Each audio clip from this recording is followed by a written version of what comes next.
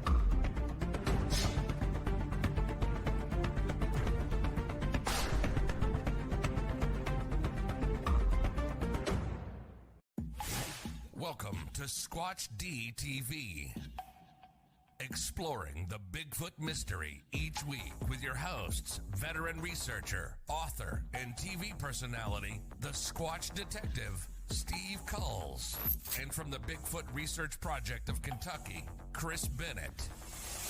Sit back and buckle up as we bring you guests from around North America discussing the Bigfoot phenomena, but not without a few laughs too. Here are your hosts, Steve and Chris.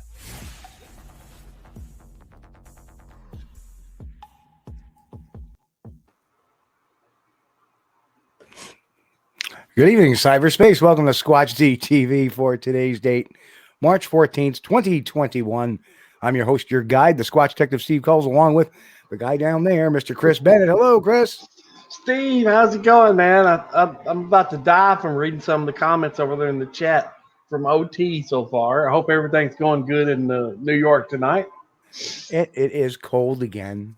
I thought we had broken it, but no, we're back to a nice balmy 25 with a wind chill of about 10 degrees because we got high wind today. Oh, man. So, yeah. Well, it's just now getting to that point where I can actually turn off the heater so I don't require heat or air conditioning at night, and that's great because I love saving electricity. That's right. Don't we all? Hopefully it's about gone, this winter. I'm ready for spring to start. Well, I was going to say hi to Doug, but Doug blanked out. Doug, you can get there he is. There he is. I hit a button. He's here. All right. How you doing? So welcome to our guest, Doug. How are you, sir? Doug. I'm good. Hey, Chris. So we are going to have some fun tonight. Let's do our usual roll call. And of course, if I can get this thing to scroll, because everybody is, let me just show you the OT was in here with 94 minutes to go. So hello, OT. Oh, welcome, OT. I'm sorry about your cat. And B, of course, B is here. Oh, hi, B. Oh, there she is. And of course, we got Keith Worley's in the house. Hello, Keith, over on Facebook. Hey, guy. What's going on? Of course, our good buddy Nottingham Yankee from over the pond. Nottingham, England. Oh, wow. Welcome. Tom Conley, hello. Welcome, hello, Tom. Aaron is in the house. Hey, Aaron. Good to see you. Of course, we got Mike in the house. Hi, Mike. And there is Mr. Walt and Little Walt. Walt. Welcome. Big Walt, Little Walt. Guys. And John, of course, John is in the house. And those are the folks that want to talk right now. So, who else? Did I miss anybody? Oh, yes, there's Mr. Jay Bachochin's in the house. Jay! We found Jay again. Yep. Finding Jay. And, of course, look, Ammon Chris is in the house. If I can find his hello, they just stack up. So I'm in Chris. Hi, Chris. yep. And he meant to say, if I can find the comment, yep. Windows are open in Oklahoma. Up and Jesus is in the house. Hey, Jesus, what's going on, man? What's going on? Good to see you. And we got Low Riders in the house. Low Rider. And of course, Sherry's in the house. Hi, Sherry. So see, we tell people that, hey, hardly anybody's checked in. All of a sudden, everybody starts checking in. So, and of course, Terry's in the house. Hello, Terry. Hi, Terry. Welcome. So here we are. Good to see you guys. So before we get on to our guest tonight, of course, we always have some news. And this kind of has been festering for a little bit, for several, well, at least a couple of months, about the Oklahoma Bigfoot hunting permits. Mm-hmm. And now they've announced that they're going to, as this legislation goes forward, it hasn't passed yet. But as the legislation goes forward, they're trying a $25,000 bounty for a live Bigfoot, not a dead Bigfoot. They make that very clear. And apparently the Justin Humphrey, who is the gentleman behind it, I don't know if he's any relation to Mike Humphrey. Mike Humphrey was, remember the siege at Honubby? Mm-hmm, yeah. That whole, well, I don't know if it's a relation, because I think that's same last name. So hard to say. Yeah. I'm not quite sure. But small world. Yeah, it certainly is. And we're gonna talk about being a small world too with the next part about your great uncle, which is kind of fun. Yeah. But so I guess Justin was getting a lot of feedback from people, and he wanted to put a video out to say, hey, what this is about. So look, we can play this, we can comment over it. It's, when we play these things, we can actually talk over it and pause it and do all kinds of neat things. So if anybody's got a question, fire away. Mr. Jimmy Trick's in the house. Hello, Jimmy. Welcome, Jimmy. So here we go. We're going to play this video. Here it is. This Bigfoot festival there in Honubby starts in October. And so what we're trying to do is promote that festival, promote that area, get people to come into that area, because we believe if they come to our area, they'll want to come back. They're going to tell their friends. They're going to bring people back. Again. Now, I got to stop real quick, because who the heck said that? Where is it? Low Rider. Of course, Low Rider we see here and there, and I don't think we've seen him last couple of weeks, but his sense of humor is pretty good too. Oh no! We don't play politics here, but no politics. But that was kind of funny. And what we're going to look at is by offering a bounty on Bigfoot. So what we want to try to do is offer a bounty of $25,000 for a real life Bigfoot. We're going to offer the opportunity to buy licenses and buy tags. Now, our goal is not to kill Bigfoot. We want to make sure that everybody understands that we're not trying to shoot Bigfoot. What we want to do is trap Bigfoot, and that we're offering for those who want to come out and get in a hunt and try to trap Bigfoot, a $25,000. This is my goal, is to try to get the wildlife department to maybe support a $25,000 bounty on Bigfoot. And that by doing so, we're going to have lots of people come out and want to participate in looking for Bigfoot. I've already been contacted by many people who just want to buy a license to frame and put on their wall. And so again, this is one of these things that I think that if everybody will stop for a minute, take a deep breath. Got a lot of people saying, oh, this is crazy and we shouldn't be involved in this kind of legislation.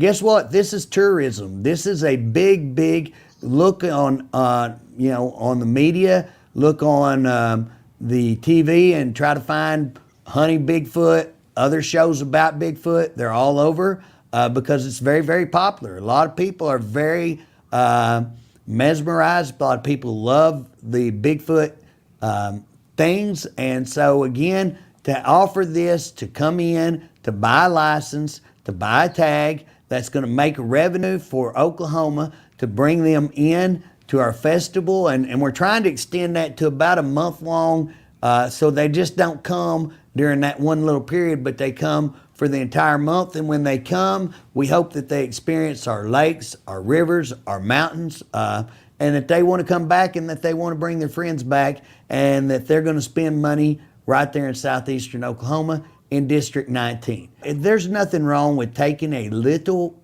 step back, having a good time, enjoying the outdoors. And if you don't like Bigfoot, you don't have to participate, but there's a lot of people who would love to come out, have a day hunting Bigfoot, or take a week and get a chance to get out in the woods and get to experience that kind of adventure. And so we want to invite you to come into southeastern Oklahoma and get to enjoy all the habitat and all the scenery that you can in that part of the state. We're going to make sure that we put language in that we are promoting a live Bigfoot. This is about trapping Bigfoot. This is not about killing Bigfoot. So this is not going to be an issue where we should have people out there running around with guns hunting Bigfoot. This is a situation where people who really believe in Bigfoot are out there trying to find evidence of Bigfoot, trying to find, does he really exist? And if they want to, they can try to trap a live Bigfoot and get a bounty of $25,000 if we're able to get that kind of legislation passed. Oh boy. Tom Conley, another great idea. Bat day at Yankee Stadium. Yeah. Oh gosh. Now, this is a plea for help on their tourism, I think. And you telling me 25 grand is all they can come up with? I mean, come on, people. We're talking about the state of Oklahoma. well, Well, maybe we're talking about the state of Oklahoma. Yeah. I don't know. 25,000 seems kind of low for a Bigfoot, don't you think, Doug? It seems extremely low. You would spend that in iron bars. Some of the comments were awesome here. Bigfoot Society, welcome. Said, is this an SNL sketch? I don't know. It's insane. Yeah, it is a bit on the insane side. Why not just promote Bigfoot and get a phony Bigfoot hunting permit or something? Have a festival or do something, but the whole thing is just because I thought before they were offering a tag for a shoot, shoot one, and now they've changed it. Yeah, and they said that they're even gonna give you a tag for a Bigfoot, but you're not gonna shoot one. Well, just as the name, a Bigfoot hunting license, that implies hunting, and usually people do that with a gun. Now he's talking about trapping. I mean, I don't know about Oklahoma, but in Kentucky, we have hunting licenses, fishing licenses, and trapping licenses. Yeah. So they should offer a Bigfoot trapping license. Hey, Steve, are you thinking leg hold or what? I would imagine you want in on this. Yeah, well, Chris is thinking rope, foot snares, maybe. I'm thinking that I'll just get him and put him in the figure 4 leg lock, get him to submit. Well, he didn't mention that you had to bring him in uninjured. Yeah, that's true. Well, where's the Bigfoot's arms? As long as it's a little bit alive, apparently. Oh no! Bill Brock says I'm using grenades. Yeah, grenades, anything. Yeah. Oh, that's terrible. Yeah, I mean, Aaron's made a good point. Aaron Malakov made a good point. He says this is just dangerous as hell. Yes. Come on, this is. Yes. No offense, Chris. This is the South. This is not going to end well. Somebody's going to get the really idea. not. Like, hey, you know what? I don't care if they say we got to bring him alive. We're going to bring him in one way or the other. And, well, it is a good thing that he's coming out and saying we don't want to shoot Bigfoot because there's going to be hoaxers there, and they're going to be with the $20 gorilla suit from Halloween running around the woods. Okay. Somebody is going to get shot regardless whether he says we don't want to shoot Bigfoot. Oh yeah, there's going to be people there that do want to shoot Bigfoot. He's not here yet, but he'll come in late. But we have the perfect Bigfoot bait that will take down a Bigfoot, not necessarily kill him, not in a small dose. It's X's meatloaf. But but guys, for fun, you need to start using your imagination. What would you do? Steve. What would you do, Chris? So I'm just saying, just say it was 25 million. I would. What would you do? Come on, guys. I would. What could we bait him with? That would be, we have Not Yankee says apples full of sleeping tablets. Not bad. Not bad. I think we should bait him with, we should get one of those, how they have the robo deer to catch poacher? We'll put a robo Bigfoot out there. It could work. Good. They're using that for gorillas. Yeah, little gorilla pheromone around the robo Squatch. Yep. And may hang a piece of beef jerky out of their mouth. And I think I saw that on the episode of MonsterQuest that the pheromone chips they were hanging out of. Yeah, they even have Chris has been awful quiet. What are your ideas, Chris? Yeah. Gee, I don't know. What I had thought about the only way to catch one alive would be to dart it, and it's going to have to be. Of course, you're going to have a sighting first, and you're also going to have a dart gun, tranquilizer gun, and you're going to have to hope that the tranquilizer will take effect before he or she gets to you. So my point is, somebody needs to pressure them to release all of the exceptions and all of their rules. Right. What's left? A fishing net. Yeah. I mean, not just the whole thing. It's ridiculous. It's King if Kong syndrome. Well, maybe we get some ketamine. They'll have to remove it from the bars and send it up to over to us. Well, they say trapping now. What are the guys thinking? Are they thinking bear traps? Clamp one on his leg, and then that's going to be some other Bigfoot researcher or some tourist out there stuck in a bear trap. One thing that will be accomplished, that gentleman will get his 15 minutes of fame. Yeah, that is for sure going to happen. Yeah. And somebody made a comment of a slab of ribs from Walmart. And that reminded me, remember the slab of ribs from Walmart, Chris? Oh, yeah. That was the Rick Dyer tent video. Oh, I got my right. So today this actually popped up in my memories today, and it was Rick Dyer in the Holy Grail. Somebody made this for me. And then, of course, somebody also put this on the bottom here. Marvelously zany humor, Steve Kulls. Oh, man. I thought that was pretty funny. Pretty good. But sometimes some of the things that pop up in my feed just make me shake my head. But so anyway, let's get on to tonight's guest. And of course, before we get on to that, we're gonna, of course, without any introduction, this is the man responsible for these types of things, and we're gonna play a little intro to my favorite MonsterQuest episode. There, here it is. Mysterious beast is lurking in the woods of upstate New York. I know that creature exists. For over 100 years, eyewitnesses claim to have seen an elusive monster. We've cataloged something like 140 to 150 different sightings. That has terrorized the region. I was terrified. For the first time ever, MonsterQuest builds a profile of the creature. These are people who have seen something many years ago, and it has stayed with them in their mind. Subjects witnesses, including a police officer, to lie detector tests. It is infallible. And launches an expedition into one of America's most remote habitats. Tracking these animals at night becomes like a game of cat and mouse. Corey, speak to me. Witnesses around the world report seeing monsters.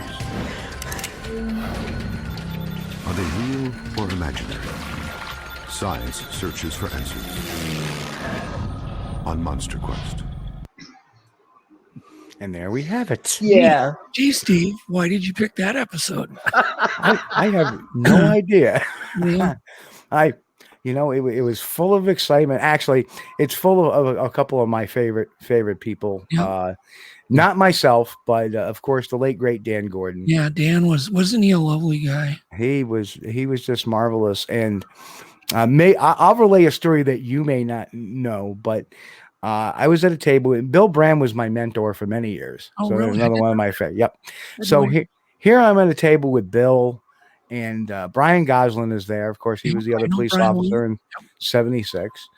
And Dan Gordon was there. And, Brian was telling his story for the table. There's a few other people there. And then Dan was telling his story. And then when he got done, he looked over at Brian. He goes, "And I thought you were crazy." And it was just the funniest moment when Dan told him that. And that's just a moment that just can't, you'll never see again, unfortunately. But Dan was always big into the Whitehall Sasquatch Festival that they were trying, the Calling Festival and stuff. And I remember going down there. They had a pumpkin launch, which was hysterical. They had all these trebuchets and they were launching pumpkins into the canal. I remember something that happened really weird in Whitehall. Oh, I don't know how it exactly went down, but I ended up being left at the Whitehall police station, and I was manning the whole station. And I was on the phone with Brad Steiger. I was doing a radio interview with on Coast to Coast with Brad Steiger. I'm now apparently guarding the whole police station. I'm in charge of it. I'm the dispatcher, whatever, because everybody had to leave. And I don't know why they had to leave. I can't remember. But it was surreal. Like, ring, should I answer it? Police department. Oh, 911, what are you reporting? Yeah, exactly. And the whole thing is we were there to do the reenactment. Yeah. And it's just such a cool town. That truly is a Family Guy moment. I have one more story I've got to tell now because I can't tell it later. Sure. So we were doing a reenactment, and I put this guy, he needed to shake the bush at a certain time, when Brian was seeing this creature. Hmm. And so we put him in the bush, and I forgot he was in the bush. He just totally forgot about him. And it was like 2 hours later, he yells out, Doug, can I come out of the bush? There's a creature in here. And I was like, oh my God, I'm so sorry. I did say something an hour ago. Oh, man. True story. Oh my God. The guy was just, what a saint. He just sat in that bush. That is funny. Of course. First cue. The reenactment stuff that was done on that was originally Mysterious Encounters, wasn't it? Oh yeah. Right. That's what I'm thinking about. Yep. And that was on the Outdoor Life Network, and it preceded by a couple of years MonsterQuest. Yep. And I think MonsterQuest got a lot of major exposure because it was on the History Channel, and that really got it. Oh, I remember because it was Mysterious Encounters. Dan was thinking about coming forward, but he didn't. Right. So we stuck with Brian, and then through the years, Dan said, "What the heck? I'm going to come forward." Yep. I mean, he really that was a big important thing in his life. Yep.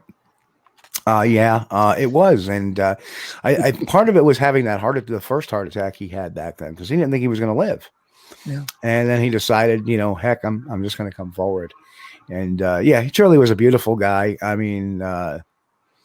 He was so caring about everybody else. Did you guys ever have Dan share with you that when that creature crossed in front of his car, it was emaciated? He may have said that. I don't think he ever said it publicly. Yeah, years ago. I mean, he may have told me that privately. I don't know if he said it publicly. We had him on the show years ago. Of course, I never really pressed him to come on too many times because I knew he was, and he would get very emotional about telling that story. Yeah, he did. I remember he was at he was at a Finding Bigfoot town hall, I think maybe a year before his death, maybe even 6 months before his death in Fairhaven, Vermont. And I remember he was telling everybody, and you could hear his voice trembling as he's telling that story now. Always so emotional. I miss the guy. One of my favorites, though, in that in that whole thing, and I never got to meet them. I mean, of course, not only we lose Dan Gordon, but we lost John Bindernagel. Dr. John. Yeah. Wonderful guy too. And absolutely. I remember putting my cast in front of him and I was like going, well, now's the moment of truth. And he looked at it, he says, no, this is right for what it's supposed to be. Yeah. And I was like, okay, it's good.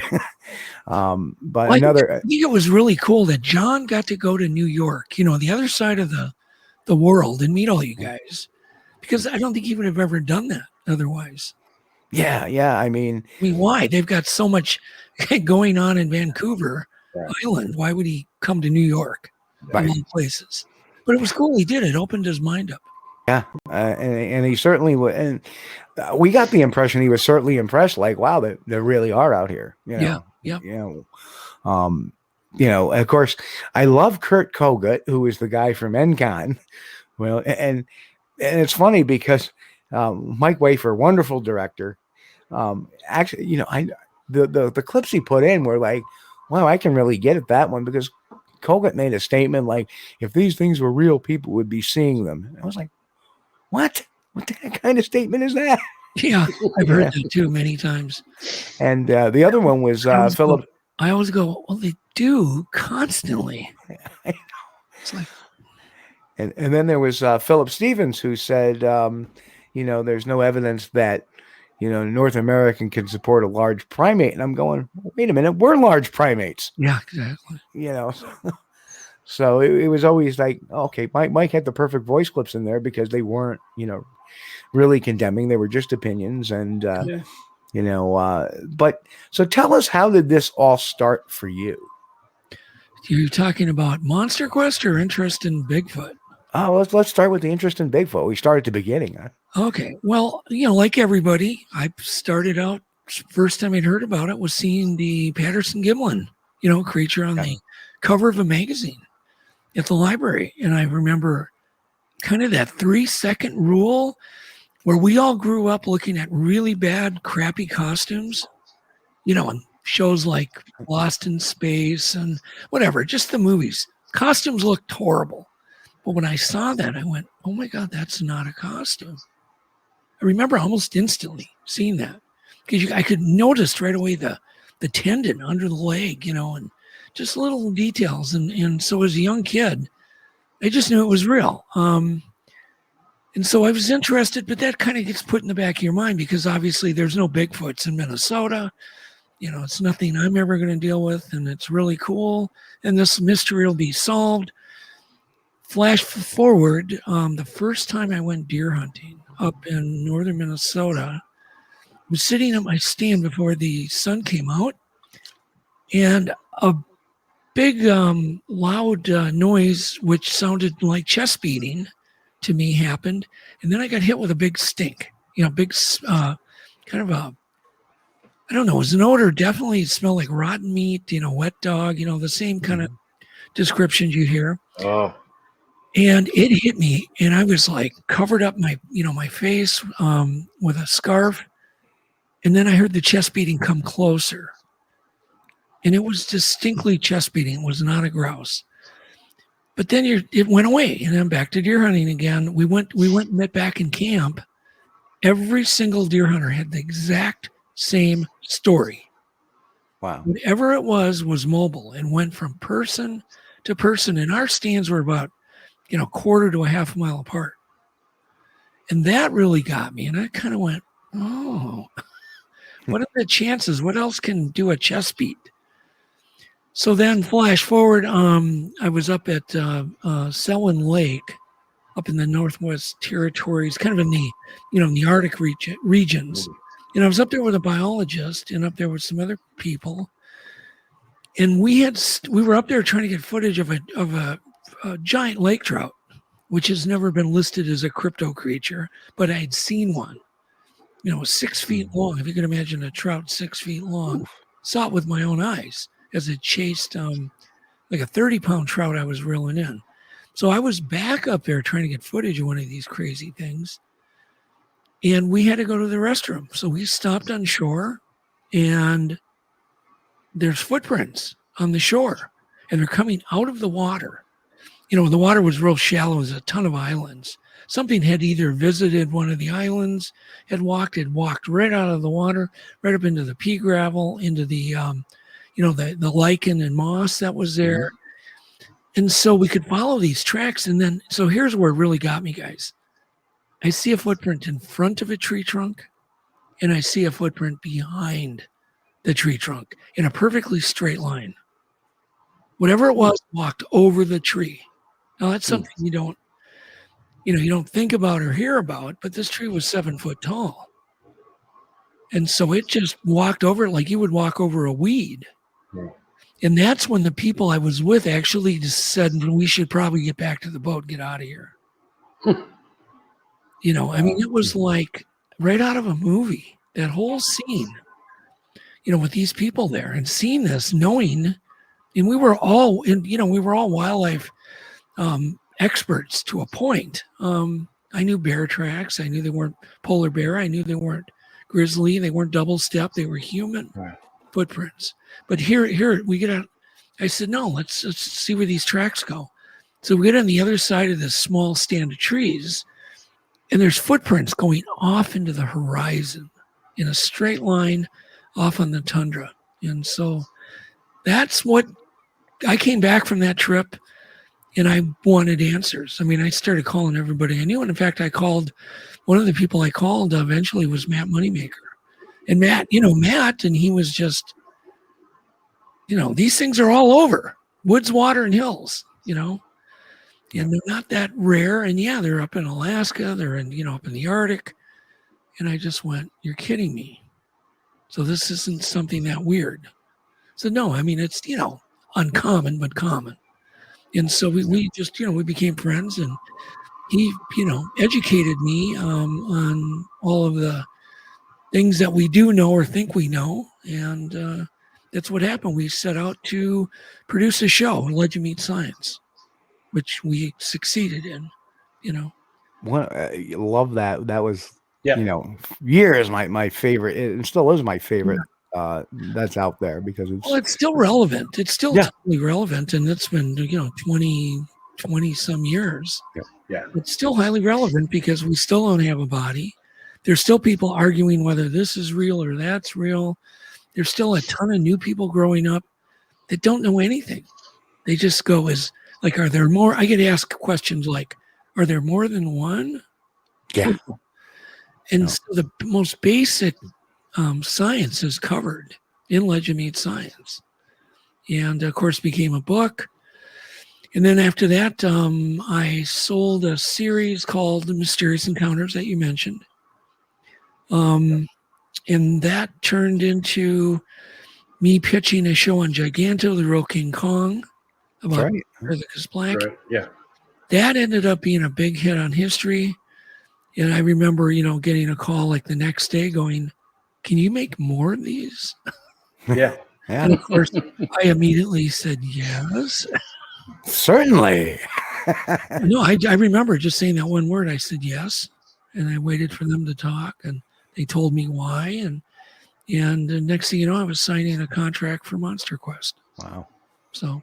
Well, that answers a lot of questions for me, because I always wondered, how does Doug make extra great show, and then I can watch another show that somebody else did, and it's like, so. Yeah. And I would always wondered if you'd had some sort of experience or an encounter before, and now I know. Well, yeah. So I think what you're picking up on is the passion. Yeah. The fact that I care. Right. I'm interested. I want answers. So when we go do a MonsterQuest, I can't do everything in a show because it's only 40 minutes, Right. But I can at least get every show can raise the bar a tiny bit. Can get some answer, something tested. Like in that show that Steve played, you got to do a lie detector test on a policeman. Yeah. It had never been done. So there you go. I raised the bar a tiny bit. We didn't solve the mystery, but we raised it a little bit. Right. So everything I do, I try to raise the bar. And that's really all anybody can hope. But I was a wildlife researcher and a producer of wildlife shows before I got into the crypto world. Mm-hmm. And so I just got passionate about, the Bigfoot topic and other crypto topics, because I realized people are not making this stuff up.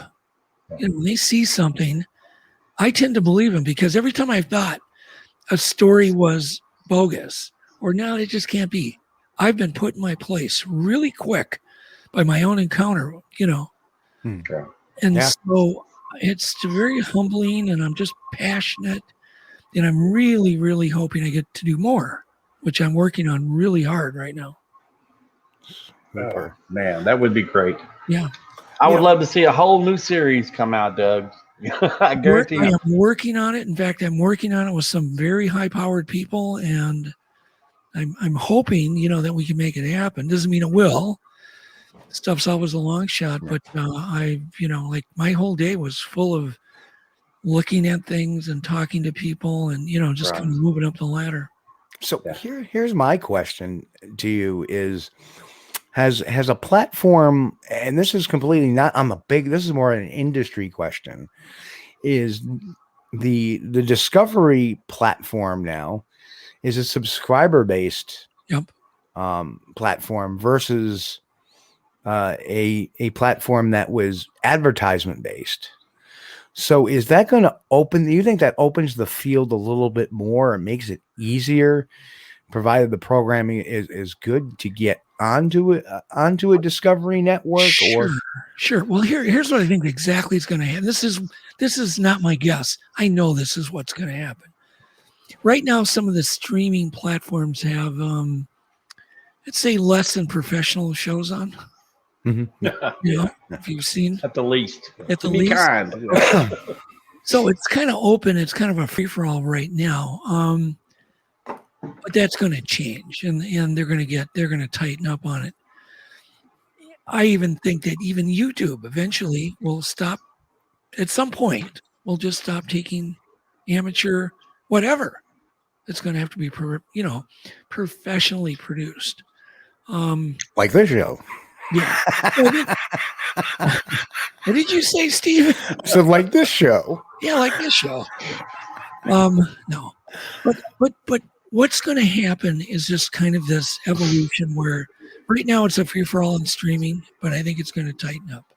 I think streaming will be more prestigious than network, and network is obviously their audiences are shrinking, but those broadcast places are now opening up streaming services. So, a slow transition. CBS plus Peacock, and they're all. So if an amateur wants to get into the field, get in now.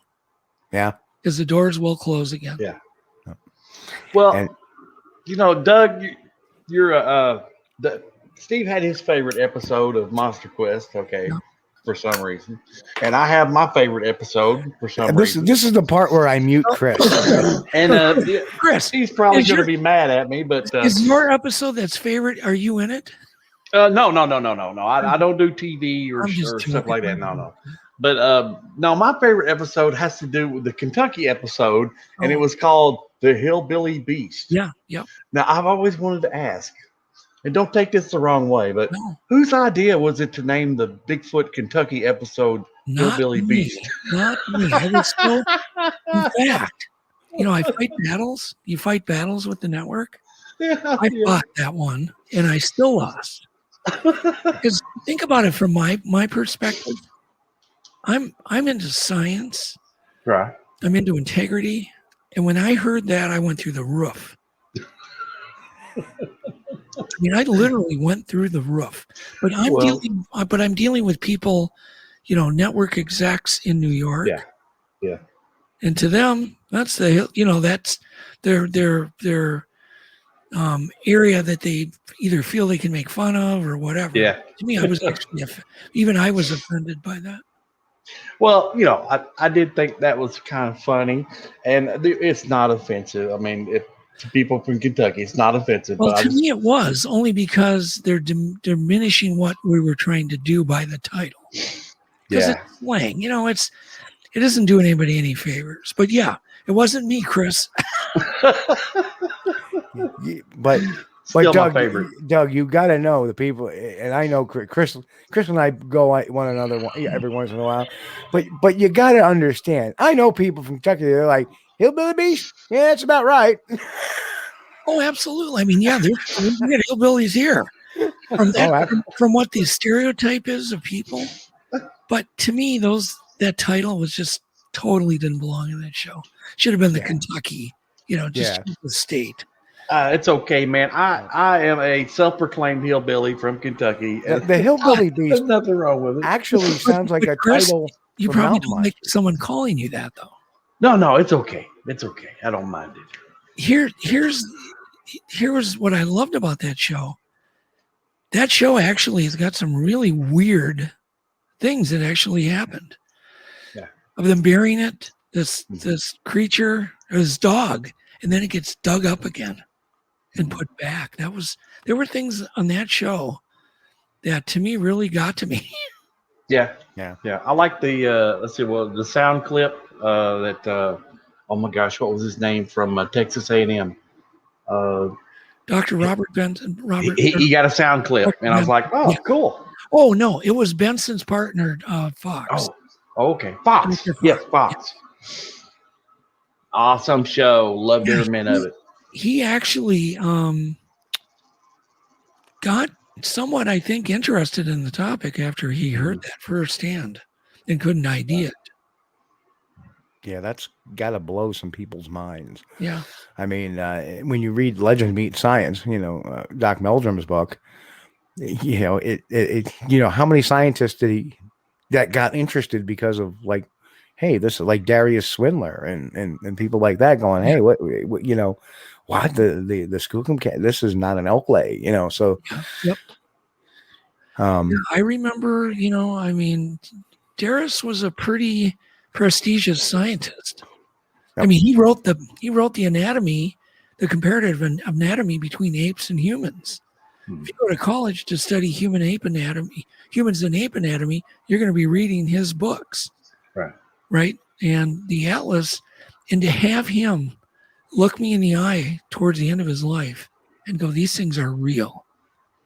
And there's things that only I know that told me that based on dimensions of tendons and the little things that he picked up, from the Skookum cast. It's absolutely amazing. It was a stunning moment for me. Yeah, it's that when and I tell people if you haven't read Dr. Meldrum book, which is a beautiful companion to the documentary. Yeah. It just opens your eyes to the science of it all. The tendon size comparisons and and I remember talking with Jeff at a dinner sometime, talking to him, what's he goes, my biggest thing, and this is something that and this is something that he didn't even put in his book, which I really found. He goes, when an elk is laying down and it gets up, the first thing it does is defecates. And he goes, there was no elk droppings in the cast. So obviously if it was laying there and it gotten up, it would have defecated. Yeah, I still hear that to this day. It was elk legs. And I'm still like, they don't realize that we actually got elk legs, from a butcher and tested every which way from Sunday to try to duplicate those prints. They could not be duplicated, period. It's not maybe they were close. No, they just couldn't even come close with elk legs. Mm-hmm. The Skookum cast is the cast of some very large humanoid figure, period. To hear Jeff break it all down in that book, and see, I not only do I have the print book, but I got the Audible book too because I like listening to it in the car. It's better absorbing to me that way. So if anybody out there, I can't recommend that enough too. If you not only have the print book, get the Audible copy. Is Dr. Meldrum narrate that, or is it somebody else? Somebody else did. Okay. Yeah, somebody else did, but it's still an excellent. It doesn't matter who was narrating his words, so it was like him talking. And the funny thing is I've heard, Dr. Jeff talk so many times that, I'm listening to the guy and I'm just picturing Jeff's voice in it. So I think if I ever do a book, I'm going to have my audio book narrated by James Earl Jones. Like he would. My life in Kentucky, use the force. Anyway, I was so pleased when that book came out based on my documentary. I mean, that was just, you have no idea how that made my year when that book finally came out. It was amazing. It was kind of funny because before I had actually known Dr. Jeff, he had this book signing. So I brought my copy there, and he had all the it was all soft cover books he had. I had the only hardcover because I bought it the day it came out. Yeah. I was like, I don't even have one. Huh? Yeah, really? Never knew. Yeah. So, but one of the more interesting mysterious encounters to me was the Louisiana episode where the creature got hit by the car. Yeah, that was really interesting. Oh, you thought that was awesome. You know what was really, I would have never known about that case if it wasn't for the brother meeting the brother of the ambulance driver. Oh, so if I wouldn't have met him, I would have never heard about that case. Right. And I got a lot of backstories on that, on that show. I mean, everything from being threatened to not show the faces of some people, like of the tracking dog team that actually went out there and couldn't catch this, whatever it was that was hit by that car. Yeah. Dogs would catch up to it and the thing would outrun the dogs. Yeah. It was just absolutely amazing. So you actually got threatened out there?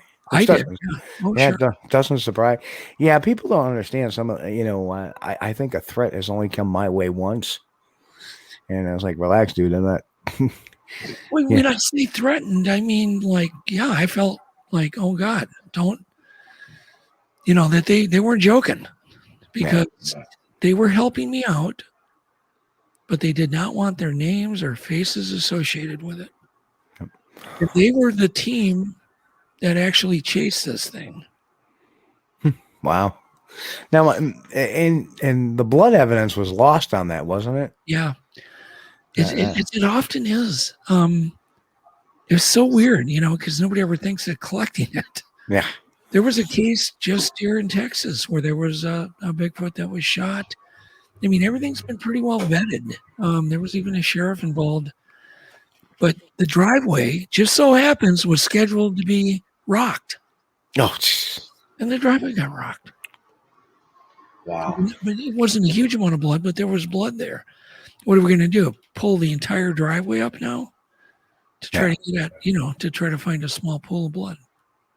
Yeah. Well, I noticed on a lot of the shows, Doug, you have, stories, encounters that had not been published, anywhere else, stuff that I'd never heard of before. And it seemed to me, I was experiencing this for the first time. Yeah. And I was wondering, do you do your own groundwork, or do you got other people looking research for you to find these? Yeah. Well, generally, in most of the shows, I did the groundwork, most of it. But there were other shows where I would have help, if it was on a Thunderbird, right, for instance. I would get them started with everybody I knew. Yeah. And I would say, here's a lead, and then they would have to do it on their own. Here's a question in the chat too, is like, Doug, what was your favorite episode? Did you have a favorite episode? Not really. I had some I didn't like, but I won't mention that. The Bigfoot in New York one. Yeah,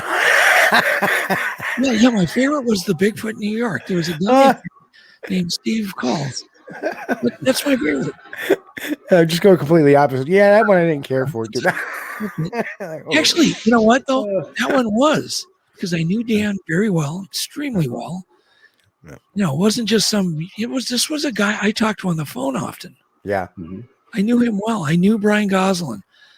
I knew Paul Bartholomew. I knew all these people. I knew the history well. I had done research in Whitehall, I had an experience in Whitehall. Did you really? Oh, absolutely. Oh, let's hear about it. Okay. We were love back talking. in the swamp, literally, in Whitehall. And we were in a swamp, and we got in that swamp, this forested swampy area through using an amphibious vehicle, with the 6 wheels. Mm-hmm. And I was driving, and we had, God, I remember everything about that night. But I remember Autumn was in the vehicle. It was Vladimir. Brian was in the back. Brian Goslin, he was with. And Vladimir, myself, Autumn, Goslin. I think that was it. But we were broadcasting. We were in the middle of the forest in a swamp. We had gone through a lot of water to get in there. And we broadcasted a certain coyote call, right? And this coyote call was more of it sounded like pups, I guess, to me, as I remember, a young coyote. Mm-hmm. But we heard a chest beat off in the distance, which to me is rare to hear that kind of response. Most people will report a wood knock, or they'll report, a scream or something. Right. Very seldom do you get a reported chest beat. But this one particular call has gotten chest beats, right? It's just this one call. I don't know why. Is it territorial? Is it, just something that just gets them going? But you get a chest beat. So anyhow, this chest beat got closer. Every time we would do a call, we'd wait, you'd wait your 10 minutes, 20 minutes. And every time it would do a return chest beat, it would be closer until the last time it was right on top of us. And that's, as I remember, one of my crew members started almost getting teary-eyed with fear. Right? And I know everybody was nervous. I was too. Sure. And we're in the dark. Remember, we have no flashlights on. It's just pitch black. And it gets unnerving. And I think the bravest person in the ATV or the swamp buggy was Autumn. Yeah, that doesn't surprise me. She was the bravest person in that swamp buggy.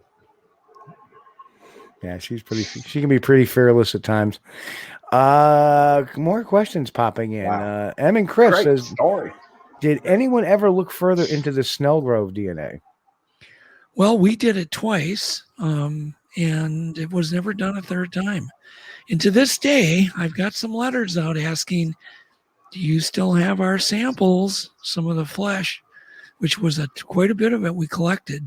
I've not had one person write me back because I want to get a hold of it now. Yeah, and especially DNA has come so far. Yes, yes. Night and day. It's basically like comparing an iPhone to a car, one of the old-fashioned car phones back in the 70s. The brick. Yeah, the brick. That's exactly where it's coming. Yep. I did too, Chris. Or the handset attached to the cinder block. Yes. Looks like a World War II walkie-talkie telephone thing. Oh yeah. Yep. Those are cool. But I would like to see a show on that with the like a revisit to the Snellgrove DNA. That would be a big. Well, hey, everybody can write into history because I want to get back there and actually do it number 3. Yeah. And I've got a whole bunch of new ideas and things that can be done. I mean, back then we didn't have drone technology even. Yeah. That was just something that people don't realize. There's a lot of new tools to this day. I mean, FLIRs weren't as prevalent. The digital night vision, which is far superior. You can get a Gen 1 digital night vision that is good as almost a Gen 3 15, 20 years ago. Yep. That just the eDNA collection stuff. Well, that's pricey right now, but I think 5 years down the road, 6 years down the road, that's going to be a lot cheaper then. Well, DNA is advanced in both getting stuff that's been degraded, and what they can get out of it. Yes. Yep. And the amplifiers that they have, it's really changed. I literally had a conversation today with a geneticist, and the artificial intelligence databases that are getting combined with the genealogy, which is probably a burning question in everybody's mind. What is this thing related to? You know it's got to be related to something. What is it? Right. Yeah.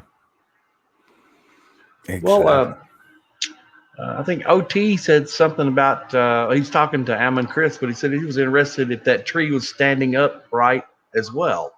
I assume that's one that Doug saw the tracks. That was an upright tree. Oh, I yes. think it was about 7 foot tall. Yes. Doug. Yeah. Actually, it was upright. It was a stunted, upright, growing, probably 100-year-old stunted spruce tree up there in the Arctic. We were right on the tree line, literally. So you go any farther north, there are no trees. And so you get to the point of the transition, the transition line. Yeah. And the trees are getting stunted, small. They could be 150 years old and only be 3 foot tall because of the cold, and the growing season is so short. And so right there, if anybody wants to look, it's Selwyn Lake in the Northwest Territories. And it would basically be northeast of Uranium City, which has been abandoned, long abandoned. So even the natives don't live up there anymore. There's nobody living up there. Wow. Well, it's abandoned. That brings me back. It takes me back to the first time that I saw tracks in Kentucky. I mean, that were very prevalent, pristine tracks. Yep. And it was by accident. My dad and I, he raised tobacco, and I would help him. And the plants grow 5 to 6 feet high when they're ready to be cut. We were out there cutting, rows of tobacco, and that's where I first saw a track. And this thing, it did not walk down the row; it walked across the row, which meant it was stepping over the top of the tobacco as it walked, or maybe leaning it over a little bit. Because if you and I were to walk through between the rows, I mean, we would break all the leaves off, and then that's why you grow tobacco for the leaf. Right. But that stepping over the top of that 7 foot tree, that seems that really brought back some memories. Well, if Bergman's law, which is the law that the farther you go north, a certain species will get bigger. Right. The white-tailed deer in Minnesota are way bigger than in Texas, just because they need the body mass to stay warm. Well, if Bergman's law has any effect and these things do not migrate, that thing could have been 10 foot tall. Right. If we've got 8 foot tall ones in Minnesota, maybe it was a 10 foot tall, because that's almost how big I thought it was, in order to step over a tree like that. Right. I mean, the tree is flexible, but it wasn't broken. Right. Next question is from Tack, asking, what's the status of the face and handprints project? It's progressing. It's progressing. Tough question, yeah. Yeah. So what I'm doing right now is collecting sebum, or the substance that's left behind when humans or apes, because I'm almost at this point pretty convinced that the sebum from like gorillas is equally waxy and white. So I'm waiting to get a sample of that. So everything, it takes time, getting prices from people that can analyze the collected alba vernix, which is, the name we gave this white waxy substance to, which I'm not sure everybody even knows what it is. But for years, everybody's been saying, oh, it left, these big white or dusty, everybody said dusty fingerprints on my windshield, on my camper. It can be from campers or whatever, on our window. It's 8 foot up in the air, but there's a big dusty handprint. And for years, I've, like everybody, has been seeing these photos. And finally it hit me one day and I went, oh, I don't think that's dust, because there's a man here in Minnesota, Randy, who's doing some research, and he had mentioned this white stuff, But the weird thing is, he goes, stuff's not wiping off. Wasn't coming off. And that's when I realized it wasn't dust, but just a substance, you know. And alba just means white. Vernix is like the waxy coating that babies are born with. Protect them. So if you think about a human or a hominid type animal living out in the forest, it's going to need skin protection. Yes. You know? Yep. Gorillas need skin protection. Apes of any type are going to need it. And they do. You know, in a thicker sebum. But the cool thing is, there's going to be chemical differences, guys, between human sebum and oil than these things, which means since we don't have gorillas in North America, don't you think it's going to raise the bar a whole lot? Right. I sure If, one, we have the morphology of the hand, the sweat pores, the dermal ridges. Okay, so we got that. That's tough to fake. You know, how do you fake a hand crease? Yeah. All the little lines. Okay, so now we collect DNA. Okay, so let's human-like. Let's say DNA isn't advanced as much and it's just human-like. Okay, fine. So, all right, we'll give you that one. But now it comes back with a certain molecular structure that only gorillas have. Okay, now how do you explain that? That I'm collecting, that a scientist can get a call in the middle of the night and go collect gorilla sebum of somebody's car? Yeah. Really? You're going to tell me you can do that 6 times in a year all over the country from different people, and this thing doesn't exist? So that's where we got a real bar raiser. Yep. And the fact they can get eDNA now from fingerprints, which is, you know, scary for the criminal world.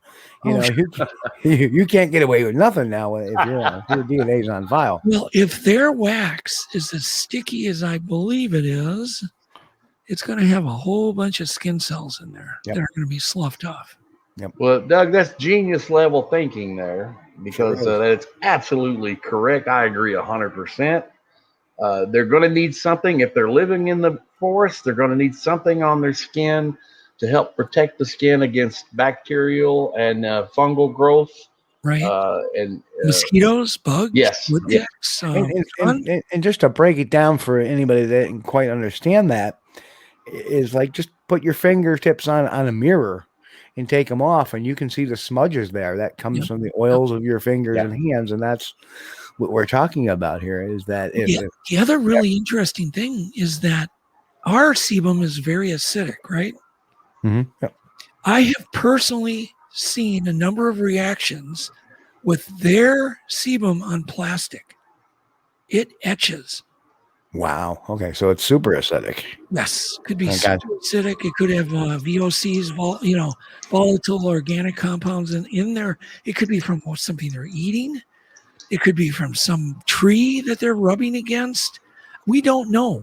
See, what we don't know is we don't know anything. But we're now all aware of it. So I'm hoping that through science, everybody coming together on this one topic, getting the word out, getting a hold of like one of Shelley Covington Montana's collection kits that's made just for this particular thing, you know, to invest $10 to have a kit, you know, in your car, to at least put some, you know what I mean? There's things we can do to really raise the bar to the point every dang scientist, they're not going to be able to deny it anymore.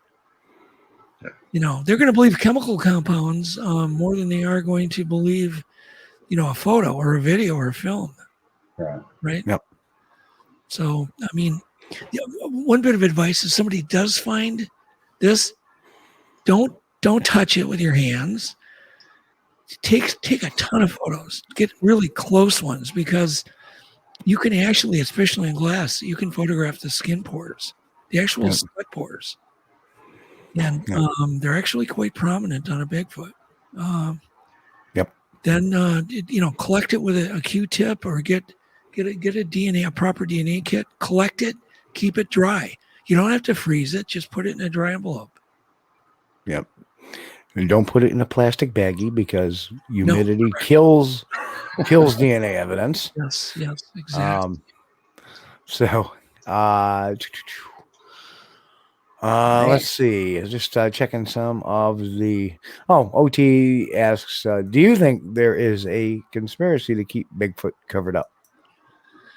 I do on a local level, meaning, look, all these departments, they don't talk to each other. They're all trying to save their skin. Okay, so let's say we have a wildlife science center somewhere in Kentucky, Chris. Let's say they have a Bigfoot sighting. Do you really think they're going to go to their boss at the county or the city level and tell them what they saw? Hell no. No. They're not going to. So let's say the people at the sightings, the boss has a sighting. Do you think they're going to go to bring it up at their next board meeting? No. So there's your cover up. It just happens naturally. People being wanting to save their own skin, preserve their own job. So picture that now times level after level after level after level after level after level. Are you ever going to get to the truth? You'd have to go direct to the top. But the problem is no one's feeding the top. And so then if the top did go out on their own to gather their own evidence, they're not sharing it with the lower guys. Right. Yeah. So you do a FOIA request and they don't have anything, even though they damn well might have a body or know exactly what these are. I know the military has been involved. I've heard too many stories, where the military has showed up right after a really amazing sighting, as if they were kind of pre-warned or they already knew there was some activity. It doesn't make sense.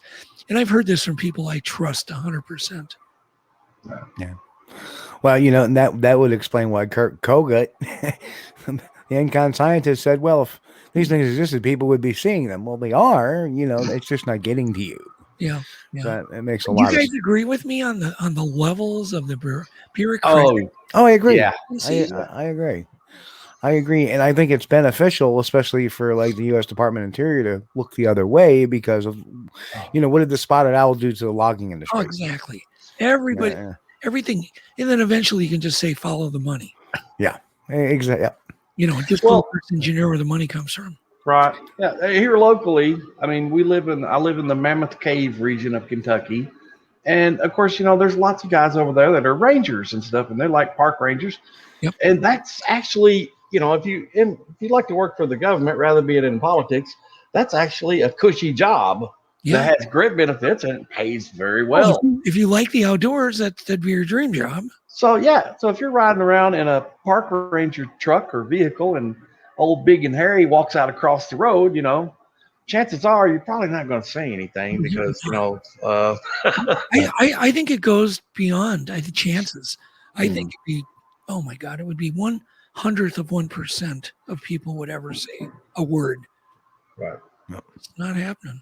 I mean, I've actually had personal experiences with government officials who have come to me, in confidence and have told me stories and, and it's just so obvious and should be to everybody that once, I don't care how high up they are, if they find something, they're not saying nothing. Right. They might talk among themselves. Bill might talk to Joe at lunch, but they're definitely going to have a pact that goes, don't tell so-and-so, because we'll lose our jobs or, we'll get fired, we'll get demoted, whatever. Yeah, exactly. I mean, Brian Gosling took a beating too. Oh my God. Do you think, I don't think Brian expected that, to go as far as it did. Ended up in that book, as I remember. Yeah. In the book, probably didn't sell that many copies, but it got out to his friends. And I know it made Brian's life miserable. Yep, sure did. Well, more questions are popping in. From Walt, he asked, do you think there is a Bigfoot UFO connection or a Bigfoot paranormal connection? Nice Godzilla, by the way, Walt. Well, Walt, I don't know. I wouldn't sit here and go, if there's no Bigfoot UFO connection may I blow up. I don't know. I have no idea. What I do know is whatever it is, it's very physical. So let's say it's dimensional or paranormal. It's still physical, right? It's still leaving footprints, still leaving hair. Still smells. Still stinks at times. So if it is paranormal, then by God, then it's a metaphysical, deal. No.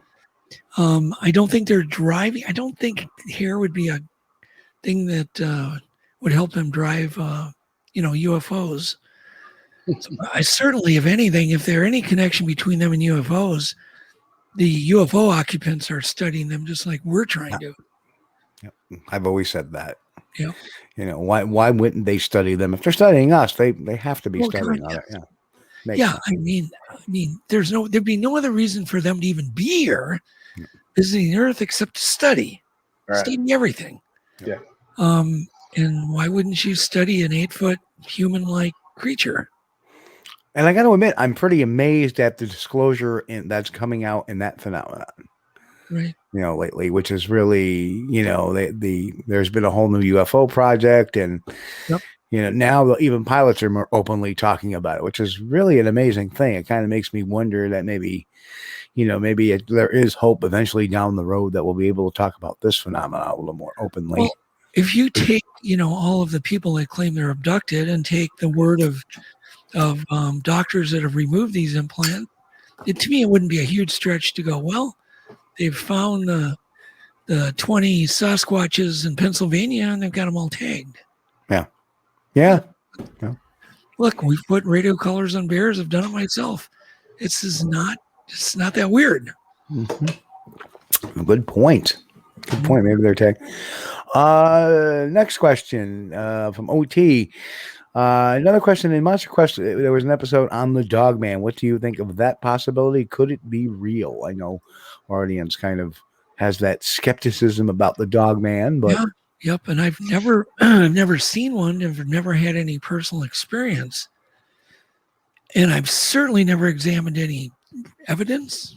Unlike the Bigfoot mystery, there's a ton of evidence. But am I going to say it doesn't exist? No, not at all. There's still a lot of really good witnesses, and I just, because I've been a witness numerous times and I know what it feels, I'm not going to dismiss somebody else's sighting. You could be dealing with, just the name once again, like Bigfoot, Dogman, maybe it's not a dog, maybe it's still an ape, or maybe it's, maybe it's attached to something else through evolution. I don't know. Just a different facial structure would give it the label Dogman. It doesn't necessarily need to have dog tracks or anything. Well, people do mention, the kind of the backwards leg, but I don't know. I don't know.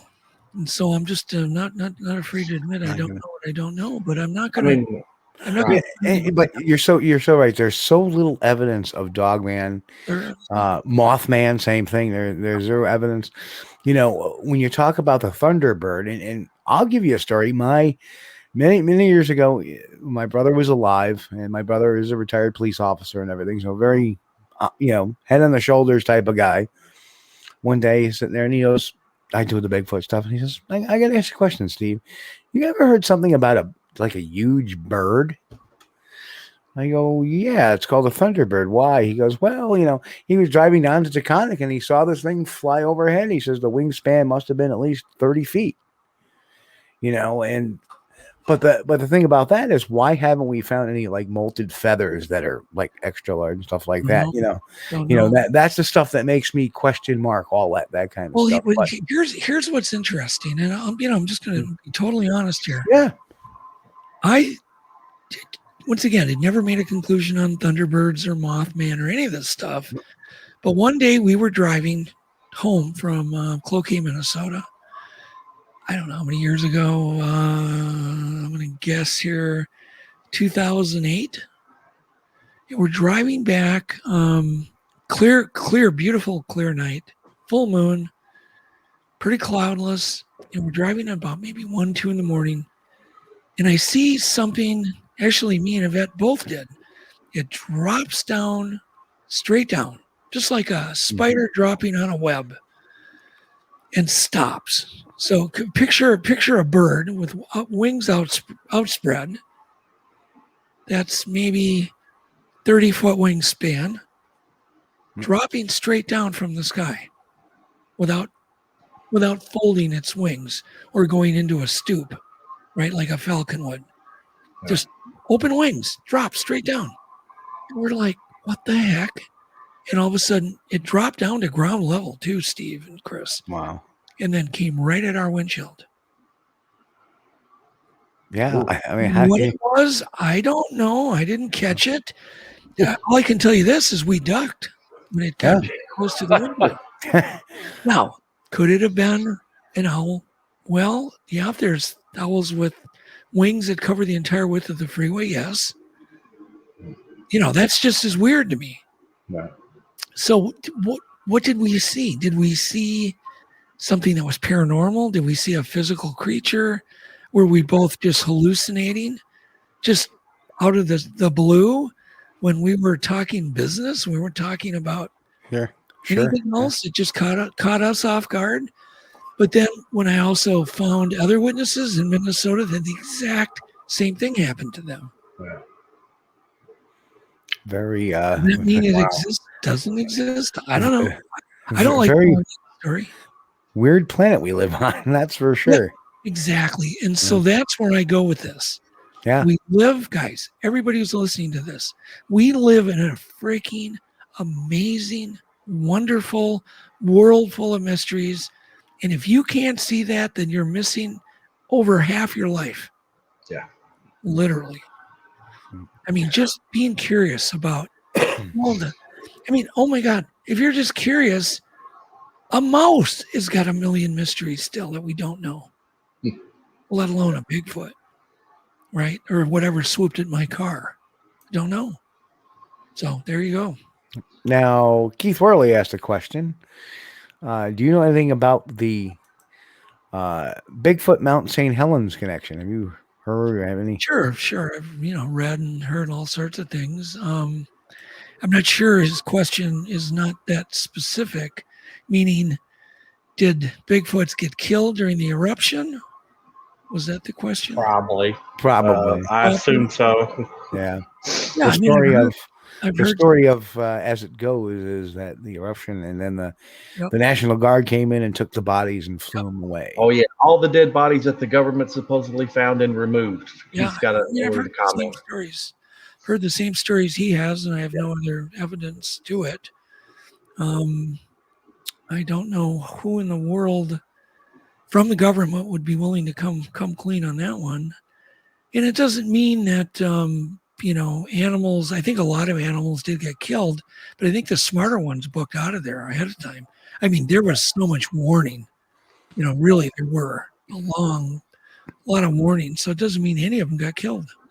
Yeah. Well, the interesting thing I find too is that there was people that got killed that were never found. Yep. They're pulverized by the as that ash cloud comes down.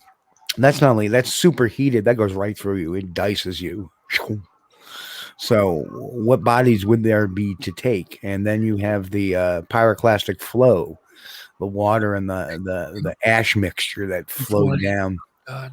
So to me, it's always been a doubtful story because if you know how bodies happen to be burned up, pulverized, buried under, tens of feet of debris, the fact that they came in and found all these bodies laying about, it sounds kind of like science fiction to me. Yep. And animals are known for having some sort of extrasensory perception when it comes to disasters like that. I remember, the big tsunami. It hit. Well, of course, my wife's from Thailand, so I was up on the Thai news happening at the time, and there were some tourists that were on a elephant trekking expedition there. They were riding on the back of elephants. And, I think it's a pretty good deal. I mean, they're not mean to the elephants. They feed them. The tourists pay money. They get money for food. It works. But anyway, before the tsunami hit the coastline, these elephants took off with the tourists in tow up the mountain. And they're like, they can't get them to stop. They were going where they were. When they went up to the mountain, up to the higher elevations, and then the tsunami hit. Yep, there you go. There you go. You have an extremely intelligent animal that flee. They took off. Right. And us as humans, we had no idea that tsunami was going to hit. Right. Now let me give you a little science tidbit on that I'm thinking is that when an earthquake occurs, which causes the tsunami, and the tsunami itself, there are certain infrasound type of emissions that come from these things. Yes. It's very well known that elephants use infrasound and they can hear infrasound. So they probably felt that blast and said, I'm out. And that's what probably now, if we think that a Sasquatch may use infrasound, which is very likely, they're going to be able to hear the same thing. Correct. Right. Yep. So you are dead on with that. It's a good analogy and probably somewhat true. And the question is, when did they start booking out of there? If they were hearing that rumbling, they would have left. Yeah. But yeah, especially, none of us know. Well, they had months. They had a couple of months of rumbling on St. Helens to go. Time to let's pack the bags and head down the mountain. And I happened to go there. It wasn't terribly, it was early enough where there was still a lot of ash. When we were there, and there were still rumblings. From the mountain. I remember watching, the rocks. I remember Rick Knoll pointing it out, going, you see all that? Doesn't that look like goats running down the hill? Right. And I'm looking at him going, yeah, that does look like goats. He goes, those are boulders. Oops. And I'm thinking, and it was, there was a lot of shaking still going on. Yeah, it's not like it didn't give its fair warning. Yes, correct. And if people just heeded it, but it became such an attraction. Let's watch it. Yeah. And unfortunately, those geological guys, they were there for science, and they were, I think, so addicted to it that it caused their own undoing as well. Yep. Steve, did you see that post? And I wanted to get something out today because I know they get plenty of people that'll listen to this on getting using a motorcycle dash cam in not only their car but their tent when they're camping. Did you see the post I put up on that? I have not. I was at work all day today, so I kind of. So a motorcycle dash cam, they're very inexpensive. They're a little over $100. They have two small waterproof cameras, small waterproof color monitor, long cords that come off them, and you can. And I put a link up. You can run them off a little tiny phone power bank. Oh, wow. So now you can have a dash cam on your car while you're driving in these Bigfoot areas. So now you get to your spot, you can grab the camera, clip the cameras on your clothing, on one in the backpack, maybe one in the front, and they record all the time. They never stop recording. You don't have to remember to turn it on. You don't have to remember the settings. It's also recording audio automatically. But you're getting footage from two cameras. That's this is kind of an important tip because, it's kind of a pain to bring all this gear and all these cameras and then you don't have a dash cam in your car. Yeah. So it kills everything. You camp at night. So now you run the cameras outside your tent. So no more of this. Oh, I heard something walking around my tent.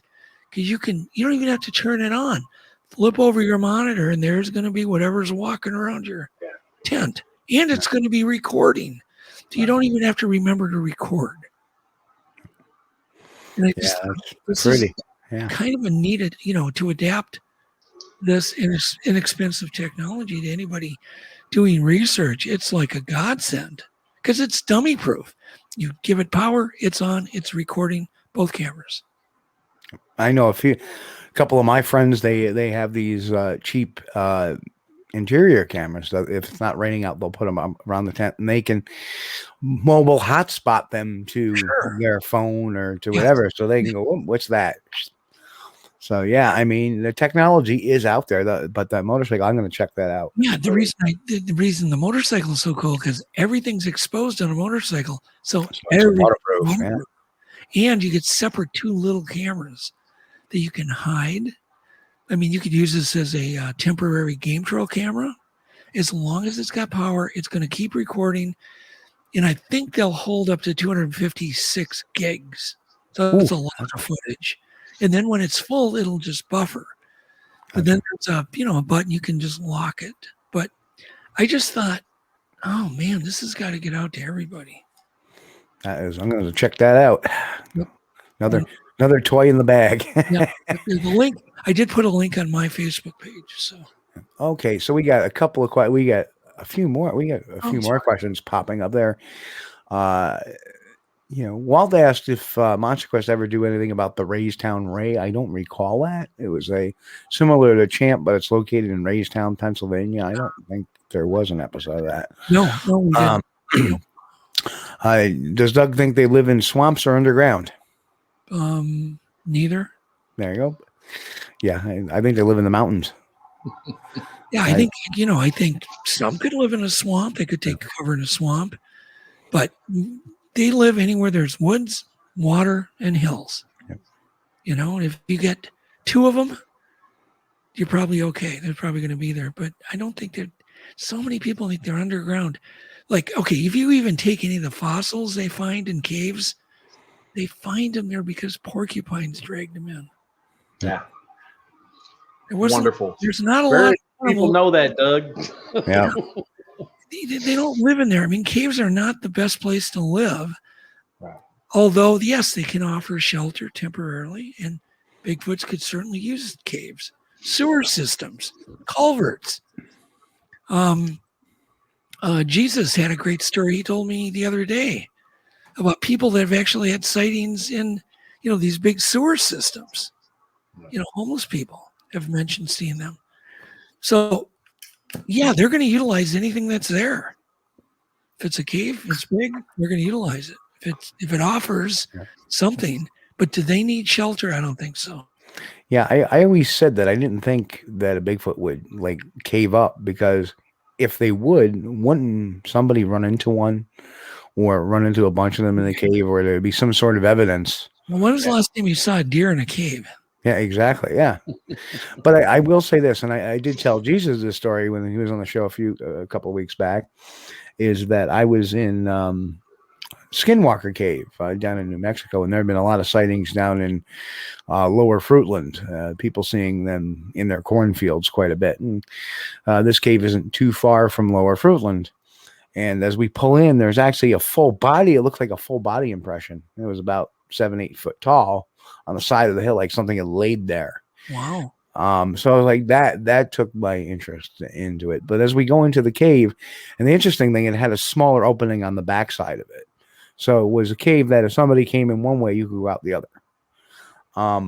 But in that cave, we found shucked corn husks.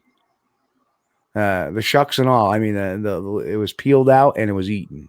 And they were laying in the cave, which was very bizarre because there was no corn anywhere near there. Yeah. So, it was a few miles to Lower Fruitland. How did it get there? And there was no birds in the cave or anything silly like that. And plus, we're talking a lot, probably about 5 or 6 years. So, interesting stuff. I mean, why wouldn't a Bigfoot use a cave?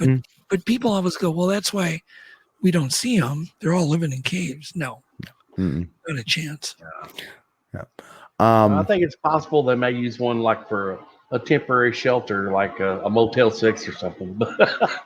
Sure, if there's one in the area, sure. Why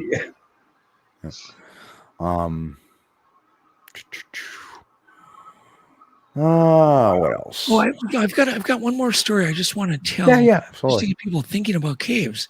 So back in the day, I did a bunch of spelunking down in Belize in the jungles. Actually went into a whole bunch of unexplored caves that had never been explored by anybody. And I went down there. I was with the Ministry of Archaeology. I was with a Special Forces guy. We went deep into some of these caves. And we'd get to the end. In many cases, we were looking for human remains, not because they lived there, but because they were placed there. Because, they called it Shabalba, which means basically hell. That's the way humans view caves. Early humans viewed caves. They were afraid of caves. And so, we did find human remains, but that's because they were brought there, sacrificed, or whatever. They didn't live in caves. Pottery you find in caves, not because people lived there. It's because it was brought there to keep hell away from them, Yeah. So there you go. Yeah, even chimps and gorillas, they avoid caves, Of course. They just avoid them. I think many early cultures viewed caves as a passageway to the underground. The underworld. Underworld, correct? Yeah, they were afraid. And think about it. The lighting's bad in them. There's dampness to them. It's because no animals use caves. Yeah. There's certainly no really delicious edible animals except bats, and you're not going to go into a cave to hunt. Yeah. So you're not going to find resources. You're not going to find light. There's not really any nutrition. There's a lot of things to bang your head on, kill you. It's damp and moldy and, God knows what else. But temporarily at the opening or something for a shelter, sure. Yep. Cool in the summer. Yep. Yeah. Temperature. Yeah, it's true. And those corn husks, they weren't deep into the cave. They were actually closer to something had just ducked in there to take a little cover, eat, and move on out. Well, that's funny because there's all kinds of reports seeing these creatures load up in cornfields, just really rick up the corn, pulling it off the stalk. Speaking of dogmen, the most interesting thing about that whole phenomena is that most sightings take place near cornfields. Nobody ever thinks about that. You can take a map. I don't care how many dogman sightings. You're going to find a cornfield within, in most cases, 500 yards. And it's like, well, what's the connection? Dogs don't eat corn. Yeah. Yeah. I'd always thought wondered if the dogman could be a misidentification. Not intentionally, but... Well, for years, you think about it, they used to call Sasquatch bear men because they thought they were bears, and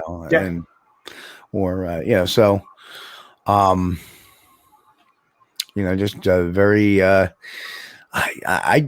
take this stretch that, the dogman is really a tough one for me to swallow because, for a dog to be bipedal, doesn't make a lot of sense. The structure of their legs, don't make a lot of sense. That's it. You wouldn't expect something like that. Now, somebody might argue and say, well, they don't walk on their hind legs all the time. That's probably only, certain times, but I don't know. It's bizarre to me. And I think that in a lot of cases we're misidentifying a Sasquatch or something else. Yeah. They may be misidentifying. That may be your true misidentification of perhaps a moose or an elk or something like that. In that case, because of the snout. I've got a question for you guys. Are you thinking like I do that Bigfoot spend more time on all fours than most people think about? Or have you even thought about it? I came up with a very interesting idea when I was out in the Four Corners area because I had seen some evidence of it. In fact, we brought this up a little while back, a couple shows ago. I was in Tisnos Post, Arizona, and one of the folks had seen something out in the distance. There was a street or a road, and there was a light, and something had crossed the light, go across and kind of blacked it out for a second. So it had to be pretty tall. So the guy with the camera was like, I think you better get your night vision equipment out, Steve. So I walk around the far side of the truck and I open up the truck door, and then behind me, maybe 12 feet at best, I hear this, this big rustle and movement to the point where I wasn't sure if it was coming towards me or away from me. I drew my knife, I spun around, and we hear all this commotion, and then I could pick up it was going away from me. The next morning when daylight hit, we looked around in the sand, and we found what looked like large impressions. I mean, there was no, solid footprints. It was very loose grained sand.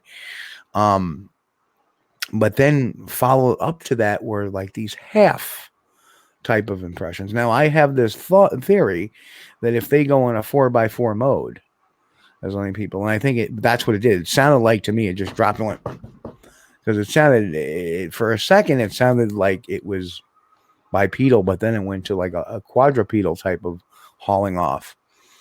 And we found like these almost like knuckle prints almost, and these like half prints, but no full things. But we had a couple in the initial stages where they were larger. So what I think it is that you have the mid-tarsal break on the feet. And I think when they go in the 4x4 mode, their heels come up. So when they're doing the 4x4 mode, only the front part from the dermal ridge going forward is only making contact with the ground. So that will cause these little smaller tracks. Well, I've recently talked to some witnesses that have seen them on tippy toes, basically spider mode, walking on fingers, literally fingers lifting their weight and toes lifting their weight with their hands and arms spread and their legs spread.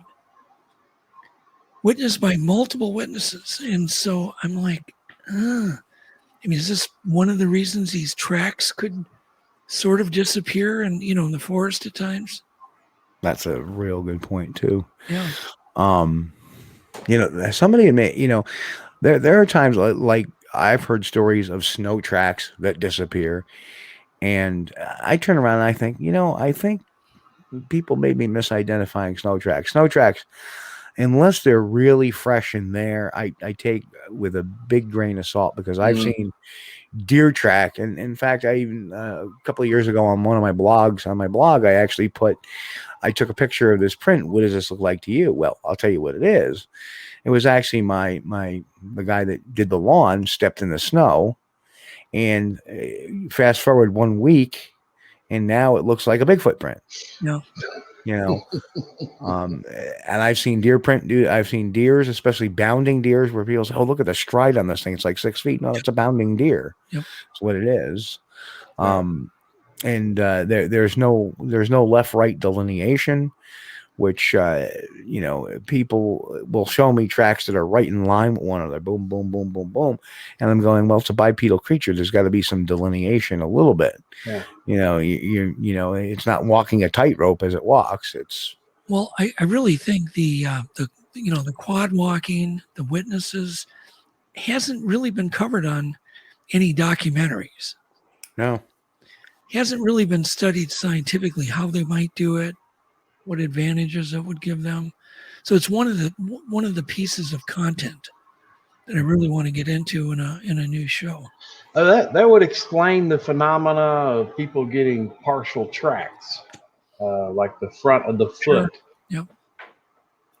It's interesting. It is interesting, but there's also trunk grabbing too. I've seen that from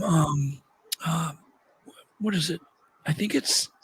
I don't know if the footage is real. I have no way of knowing 100%, but it's the Russian Yeti footage. Oh, yes. Yep.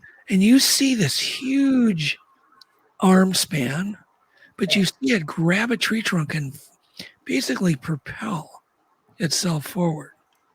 Right. At least once. So either that's CG, which I don't think it is, or it's a guy in a costume, which it can't be. It doesn't look like CG, and so if it is CG, and they've got me fooled. Certainly, there's no way it could be a guy in a costume. And yeah, it would be biologically correct for the creature to use his muscles, both upper and lower body, to accelerate, to move away, Right. to get up to speed as quickly as possible. Yep. I've never tried a maneuver like that, except maybe when I was an 8-year-old kid, but grabbing a pole and swinging from it. I'm sure I did that when I was a kid. I don't know how much it helped, but it's things like this that, they're worth studying. They're worth looking into, thinking about, trying to jog your brain on anything you've seen or anything you've done. So this is the Russian Yeti video that I pulled up real quick. No, not this one. Oh, not this one? Nope. This is the road crossing one, I think. This is the one where they go back the- and you through this okay. arm swing. Nope, this isn't. No. That is the one you're talking? Okay. No, it's gosh. I'm big. I don't know. I don't know how to describe it. Type in Russian Bigfoot. And it takes place in a forest. There's 2 children with a dog. And they're speaking Russian. Oh, I'm going to have to, yeah, I can't find it really. That's Well, why don't you do this? I'll send you a link and you can play it in your next show next week. That would be, yeah. That would be good. Yeah. We appreciate that, Doug. Yeah. Yeah, I think I've seen that clip you're I talking put in about. Russian Yeti, and I get the white one walking across the road like 80 times, and I get the Yeah, no, this one I've analyzed quite a bit, but remember, I don't have the original footage. At this point, there's been no response. It's just, the video is either extremely valuable or it's just a complete hoax, but I'm not sure how they did it. If it's a hoax. Yeah. I don't know if you've looked at the car one that I put up there. That was pretty interesting to me. Yes, but it's so blurry. Yeah. So far away that it's worthless. Yeah. Oh, I agree. It's just interesting. But the Russian one, actually, that I speak of, there's some scientific value there. Yep. So it's not all that blurry. There's a good part of it where there's no tree cover. So there can actually be things that can be, looked at by scientists. So, but it's been highly ignored, and because of where it first appeared, what is that? NVTV? Is that right? Yeah. All I know is I have to look at it at face value. I see I'm not the world's best expert on CG, but Lord knows I've sure done a lot of it. I love those little MonsterQuest apes and stuff, the Bigfoot creatures you had. That was so cool. Yeah, and I can tell you that hair is probably one of the hardest things to do because you have to put a gravity marker on every hair. Right. So, I type in Russian Bigfoot, even NVTV, and they want to give me the Dyatlov Pass Bigfoot. Yeah. Oh, yeah. Have you guys noticed, like I've noticed, that YouTube has destroyed its search engine on maybe purpose? Yeah, I think so. Because I've typed in, I'll type in a phrase that I want, and the same 20 videos come up. And I type in another phrase, same 20 videos. Yeah. Where in the past, it would be more specific. Right. They have become very algorithmic. It's like they're pushing certain videos they want you to see, and that's the end of it. Yeah. Well, if you get a lot, and this is just a reminder, folks, you want us to come up in the search engine a little bit more, make sure you hit the like button. Or if you think we suck, you can hit the thumbs down too. We sure hope you do give us the thumbs up, because that helps with the algorithms. Is actually the number of likes, and just like when people can find us in the search and comments. So after the show's done, let us know what you thought of the show. Let us know, hey, we need to have this guest back on again. Let us know those things, because those comments and the thumbs and interactions all help us propagating the algorithm, and that way, when Doug searches the next time, we'll come up. Mm-hmm. So, wow. So, Very cool. Well, we're kind of winding the show down. We got like 15 minutes left. So, and no, that was my reminder. We got 15 minutes left. And let's see what the news flash is. Oh, that was Tack sending me the video of the Russian Bigfoot on my phone, which is not going to do me any good. Well, Doug, if you get into the film business, I would sure love to see, and I'm sure a lot of other Bigfoot enthusiasts would love to see something done on the Albert Ostman story. I would like to see a full-length film made of that. Yeah. Just an idea. I'd throw it out there in case anybody's listening. Actually, it would make a great film. Mm-hmm. It would make the great basis for a film, but a lot would have to be fictionalized, because the actual story and the content that Albert gave everybody, it's not that much information. Right. Not a ton, Yeah. We all know the story, Yeah. Mm-hmm. And it's an interesting story, and I don't know what to think, but here's my take on that story. He did mention something he called the goose walk. When I heard or read that in his writings, I got chills because those were the same words I used. Bad quality video film somewhere. Oh, Steve. Sorry, I can't get this thing to play with. I can't get this thing to mute. No, that's fine. But anyhow, what was I saying, Chris? The goose walk. The goose walk. Yeah. I got goosebumps because literally I was trying to find a word to describe the way Patty walks, with the in and out, in and out, right. in and out. Yeah. There's no way he would have known that if he had not observed a creature at the very least in his life. Right. So at the very least, he had a damn good sighting. Yeah, that was, let's see, 1957. I think that was 10 years prior to the Patterson-Gimlin film, so he had never seen that. Well, he didn't know. The actual Ostman story, I think, happened in the 20s. Yeah. I was talking about the... Yeah, the Ostman story happened in 24. He didn't come out, I think, until 57. Yeah, the interview. Right. You're right, Chris. He didn't come forward with it. Yeah. But very interesting. I've always liked that one. And it was mainly, as a biologist, I was interested in the stuff he described about them gathering the sweet grasses and eating the roots. Yeah. Now that makes perfect sense. Yes. Yeah. Yeah, there were some subtle details in the story that gave me chills. But then there was other things that I just thought, God, the snuff. Yeah. I thought the same thing with the Jacko story. Yeah. There was this subtle thing about the twisting of the branches. Right. Yeah. Yep. That I thought was kind of fascinating. And we got to get Tom Steenberg back on here to talk about, because he did the whole thing right there.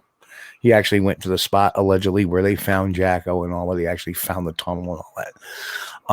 And just so folks know too, I'm right now I'm working for the channel. I'm working on doing a classics, Squatch Stories, the classics, and I'm going to be breaking down the Ostman story and Mullicat Harry and William B. Rowe and all those stories of the past, and get them up for video and recounting those. So that's one of the things on the thing. So.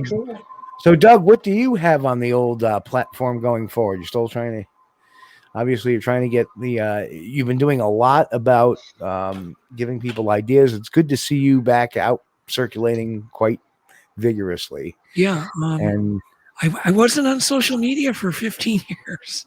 Yeah. And decided, well, okay, I'm going to join it because I started this podcast with Joel Sturgis, Untold Radio, AM.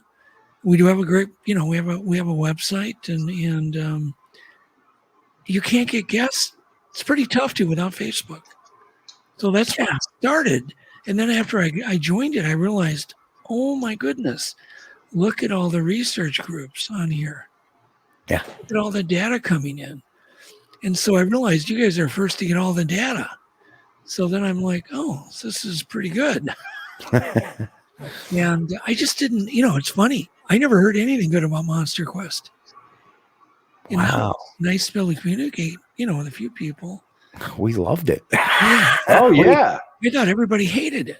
No, I remember I remember the scuttlebutt on social media with, oh, there's no more MonsterQuest. It was Hey man, I still watch. I love the reruns. It was And you know, you mentioned that lake trout episode. That was one of my favorites too. I really liked the lake trout episode. You know, and truthfully, people loved MonsterQuest over Finding Bigfoot. I think the research people did.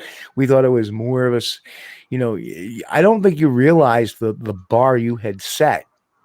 Yeah. That when MonsterQuest came out, that set the bar for everything following it. None of the other shows really lived up to that. Yeah. Yeah. You know, I hate to say it, you know, hey, I know Matt and Cliff and Bobo very well, and you know, I'm sorry, you know, MonsterQuest was a very serious-minded program. Well, and yeah, we tried to do a little more science. Yep. It all depends on really who your boss is. Yep. You know, Yeah. Cliff and Matt only have so much pull. Leeway, yeah, I agree. And God, they are, you know, think about how lucky they are. Well, to be able to at least get out there and meet people, go into new geographic areas, talk to people, do a little research. I mean, it's a dream job, really. Right. And I'm just talking strictly from the research aspect. You know, the researchers really love the MonsterQuest programs versus the rest. I could look at Finding Bigfoot and parse the entertainment with what was going on. You know, being, you know, involved with so many different shows over the years. One quick question too is from Tack again. How did you come up with the new facial reconstruction of Patty? Boy, that's a long. You gotta, of course, Mike's got to ask this with 8 minutes left. First off, it's not new. That's the first thing. It's old. It's just I posted it, so it's once again new to people. So I've done things 20 years ago that I'm gonna be releasing that are gonna be totally fresh to people. They're gonna think it's all new, but it's basically using a point to point to point, because there's enough information in the Patterson footage to give us the facial reconstruction. Then it's only, you know, once you know anatomy, you know how to remove hair. Hair is not difficult to remove off a creature, nor a gorilla. You know, there's just certain depths you have. Don't I know it? There you go. So if you gave me a picture of you with that hat on, I could easily, through technology, remove it. You know, probably recreate the exact dimensions of your head. And so everything's just, you know, it's just simple math and 3D technology, because then once you get something in a 2D world, then you can rotate it. That was wasn't some of that on the DVD extras of Legend Meets Science? Not on the facial reconstruction. There's a number of things in there. There is the 3D walking. If anybody wants to really see what is going on with the Patterson creature from the back and from the front and the back, which is the part you cannot see. Right. You watch Patty walking, you only get to enjoy it from the side, and you think, oh boy, that walks just like a human. Heck no, it's not even close to a human. Right. And you don't notice it until you get it from the back or the front. And that's what we did. You know, there were a lot of. It is completely different from the foot placement to the length of the chin. Yeah.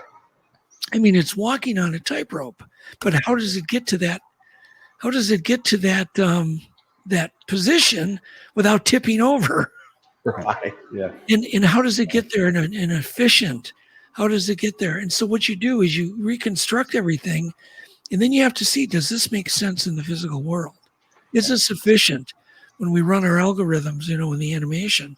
There's so much that the Patterson footage has yet to tell us. People think, oh, it's a guy in a suit. No, it's not a guy in a suit. And that footage is going to be studied. Now I'm planning on some artificial intelligence things, because literally AI has gotten to the point where it can tell us whether that creature is real at this point. Wow. Okay. Yeah. That would. I mean, think about it. Yeah. Yeah. Absolutely. And wow. Well, this has been an incredible journey. I learned a lot today. And again, Doug, I want to thank you for all the stuff you've done. If you don't think you've made a mark in this field, you certainly have. Well, it's great to hear it. Great to hear it. I mean, I've been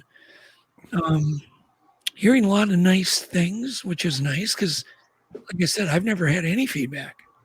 Yeah. And like I said, this stuff started coming out just before I started getting into research, and it inspired me to get into it as well. It was kind of more of a push, that, and then finding out that, hey, Bigfoot's in my neck of the woods up in Whitehall, and between that stuff and your stuff really gave me hey, I got to get involved. This is my investigative background. I had to do it. I wanted to see if this was really going on, and unbelievable. And we didn't even get to talk about everything. I wanted to get into Freeman a little bit too, but let's do it again, Steve. Can't do it in an hour or two, or whatever we had here. Seemed like 20 minutes to me. Yeah, there's a couple hours went. It's been a wonderful conversation. That was 2 hours, Chris. Are you sure? Yeah. Yeah, I feel the same way, Doug. Time flies when you're having fun. And, you've been a great guest, and it's been an honor having you. Well, thank you, Chris, and thank you, Steve. Good seeing you again. Oh, same here. Well, it's been too long. Amen to that, Will. Hopefully it'll be soon. And I know people are asking, is MonsterQuest coming back? But you've already said you're trying. So, well, we're trying to get. I don't know if it'll be called MonsterQuest, but I am working on getting involved in producing films. And the website we can catch your podcast in as well. Yes, correct. Yep. Okay. And that's untoldradiom.com. Untoldradiom.com. Yep. Okay, awesome. So, folks, again, it's 10:57. Chris, you want to say your... Once again, I want to thank Doug for coming on. It's been such a great guest. And thank our lovely, wonderful audience. You guys are so smart, and I'm very proud of each and every one of you. I'd like to remind everybody watching us on YouTube, if this is the first time, please hit the subscribe, like, share, ring the bell, leave a comment. It helps us with the search algorithm. Help us. We don't do paid search promotions or anything, so it really helps us out. Well, folks, on behalf of everybody here again, I want to thank Doug for coming on. We got to have you on sometime soon because continue this conversation. It's been phenomenal. What I love about it is this. It's very simple. You're not just a producer and creator of these programs, but you're invested in the research, and I love that. And that is what makes the difference between your programs and all others. I'm humbly passionate about it. And that's all I can say. So, Thanks, okay, folks, we will be back here next Sunday night, 9 p.m. Eastern. And I hope everybody's dealing with the jet lag okay for springing ahead. And hopefully next week it'll be a little bit warmer. And this is the last show of winter, Chris. Oh, wow. Wonderful. Because the 20th, we click to spring. So next week will be the first show of spring. You know what spring means? It means squatching season. Oh, yeah. Antics. Yes. Antics. Not antics. Antics. Oh, antics. Yeah. Antics. So, folks, on behalf of everybody here at Squatch-D TV, we want to wish everybody happy, healthy, and safe week. Remember, mask up, keep your social distancing until we get past this crap. Hopefully, it'll be done with by fall. And again, if you can get your shot, get your shot. And, folks, we want to wish everybody a good week. Stay healthy. God bless. Keep on squatching. We'll catch you all here next week, Sunday night, 9 p.m. Eastern.